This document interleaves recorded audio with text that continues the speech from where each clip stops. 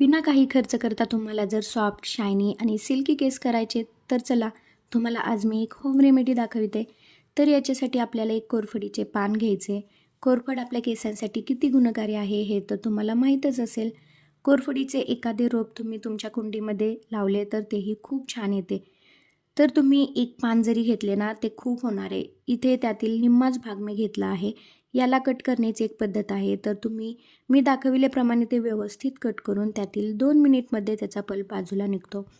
आता हा कोरफडचा पल्प आहे तो आपल्याला मिक्सरच्या भांड्यामध्ये घ्यायचा आहे आणि यामध्ये थोडेसे खोबरेल तेल टाकायचे. मिक्सरमध्ये याला मस्त असे फिरवून घ्यायचे. मस्त अशी पेस्ट तयार झालेली आहे आणि आपल्याला आपल्या केसांवरती अप्लाय करायचे. आठवड्यातून एकदा किंवा दोनदा हा मास्क तुम्ही केसांना लावू शकता.